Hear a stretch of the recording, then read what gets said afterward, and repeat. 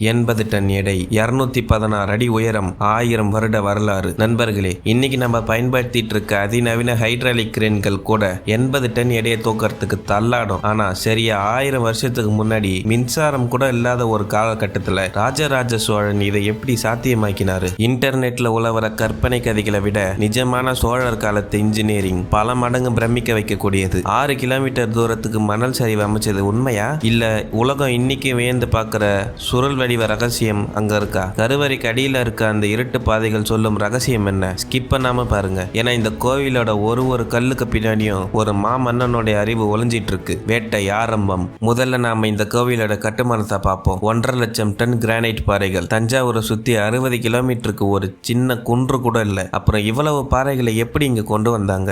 யானைகளை பயன்படுத்தி மைல் கணக்குல இந்த கற்களை நகர்த்தி இருக்காங்க. ஆனா அதிசயம் அது இல்ல. இந்த கோபுரத்துல ஒரு சொட்டு சிமெண்ட் கூட இல்லை. வெறும் கற்களை ஒன்னோடு ஒன்று பசில் மாதிரி கோர்த்து இந்த அதிசயத்தை பண்ணியிருக்காங்க. 1000 வருஷத்துல எத்தனையோ நிலநடுக்கங்கள் வந்தும் இது ஒரு மில்லி மீட்டர் கூட நகரல. அந்த 80 டன் கல்லை மேல ஏத்த சாரப்பள்ளம் அப்படின்ற இடத்துல இருந்து 6 கிலோமீட்டருக்கு நேர்கோட்டில் சரிவு அமைச்சிருப்பாங்கன்னு ஒரு வதந்தி இருக்கு. ஆனா 6 கிலோமீட்டருக்கு சரிவு அமைக்க மில்லியன் கணக்கான டன் மணல் தேவைப்படும். அதை தாங்குற அளவுக்கு சுவர்கள் அந்த காலத்துல சாத்தியமா? உண்மையான ரகசியம் என்னன்னா, சோழர்கள் நேர்கோட்டு சரிவுக்கு பதிலா கோபுரத்தை சுற்றி சுழன்று ஏறும் சுருள் வடிவ சரிவு, அதாவது ஸ்பைரல் ரேம்ப் முறையை பயன்படுத்தி இருக்க அதிக வாய்ப்பு இருக்கு. வலிமையான மர உருளைகள் மற்றும் லீவர் தொழில்நுட்பத்தை பயன்படுத்தி ஆயிரக்கணக்கான யானைகளின் விசை மூலம் இந்த கல்லை மெதுவா மேல கொண்டு போயிருக்காங்க. இதுதான் உலகமே பாராட்டுற சோழர் காலத்து இயற்பியல் நுட்பம். தஞ்சை பெரிய கோவில் கோபுரம்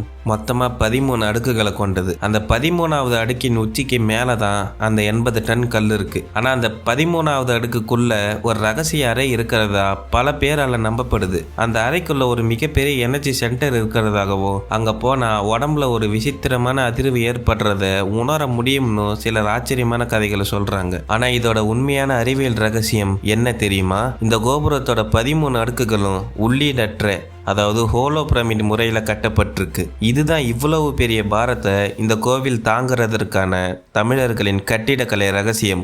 கருவறைக்கு மேலே இருக்கும் விமான கோபுரம் என்பது இறைவனுக்கான புனிதமான பகுதி. அதனால அங்க மனிதர்கள் தங்குறதோ இல்ல அரசியல் முடிவு எடுக்கிறதோ கிடையாது. ஆனா இந்த அறிவியல் ரகசியத்தையும் தாண்டி அங்க மாமன்னன் எதையோ புதைச்சி வச்சிருக்காருன்னு இன்னைக்கும் பல மர்ம கதைகள் உலவிட்டு தான் இருக்கு. அந்த பூட்டிய கதவுகளுக்கு பின்னாடி இருக்கிறது வெறும் காத்து தானா, இல்ல 1000 வருஷத்து ரகசியமா? வீடியோவோட மிக முக்கியமான பகுதிக்கு வரும். ராஜராஜ சோழனின் உடல் எங்க?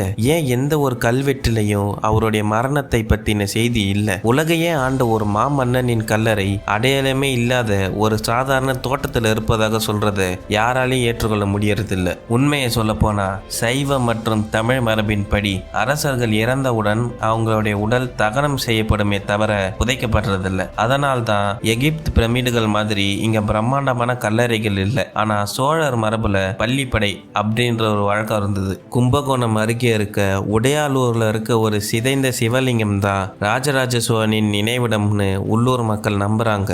ஆனா 2023 நீதிமன்றம் சொன்னது என்னன்னா, அவ்விடம் ராஜராஜ சோழனின் பள்ளிப்படை தான் என்பதற்கான போதிய வரலாற்று ஆதாரங்கள் இல்லை அப்படின்றதுதான். ஒரு மாமன்னனுக்கு ஒரு சின்ன நினைவு சின்னம் கூட இல்லாம போனதுதான் தமிழர்களுடைய வரலாற்று சோகம். ஆனா அவர் வாழ்ந்த போது கட்டிய இந்த பிரகதீஸ்வரர் கோவில் தான் அவருடைய அழியாத நினைவிடம். நண்பர்களே, தஞ்சை பெரிய கோவில் என்பது வெறும் ஒரு வழிபாட்டு தலம் மட்டுமல்ல, அது தமிழர்களின் அறிவு, கலை மற்றும் பக்தியின் உச்சம். அறிவியல் தன் எல்லைகளை தொலைத்து வியந்து நிற்கும் இடத்தில்தான் இத்தகைய தெய்வீக மேதமை பிறக்கிறது. 1000 வருஷமாகியும் இங்க இருக்க ஒவ்வொரு கல்லும் ஒரு மாமன்னனுடைய கனவையும் பல்லாயிரம் பேருடைய உழைப்பையும் பறைசாற்றிட்டு இருக்கு. அந்த ரகசிய பாதைகளும் கோபுரத்துடைய நுட்பமான அமைப்பும் நமக்கு ஒரு விஷயத்தை தான் சொல்லுது. நம்ம முன்னோர்களுடைய அறிவு நம்ம நினைக்கிறத விட ரொம்ப பெருசு. இந்த பயணத்துல தஞ்சை பெரிய கோவிலுடைய அதிசயங்களையும் மறைக்கப்பட்ட ரகசியங்களையும் என் கூட சேர்ந்து தேடினதற்கு ரொம்ப நன்றி. உங்களுடைய இந்த திறமையான நேரத்துக்காக நான் பெரிய நன்றிகளை சொல்லிக்கிறேன். நீங்க தஞ்சை பெரிய கோவில் போனப்போ அங்க இருக்கிற அந்த பிரம்மாண்டத்தை பார்த்து என்ன நினைச்சீங்க? அது மட்டும் இல்லாம அந்த உடையாளூர் பள்ளிப்படை பற்றின உங்கள் கருத்து என்ன? தயவு செஞ்சு கமெண்ட்ல சொல்லுங்க. நீங்க செய்யற ஒவ்வொரு ஷேரும் நம்மளுடைய உண்மையான வரலாற்றை இன்னும் பல பேருக்கு கொண்டு போய் சேர்க்க உதவும். நம்ம அடுத்த வீடியோல இதே போல இன்னொரு அதிரடி உண்மை சம்பவத்தை பற்றி விரிவா பார்ப்போம். இது கோல்டு மிஸ்ட்ரி அஃபிஷியல். தேடல் தொடரும். மறக்காம சப்ஸ்கிரைப் பண்ணி சப்போர்ட் பண்ணுங்க. வாழ்க தமிழ், வளர்க நம் வரலாறு.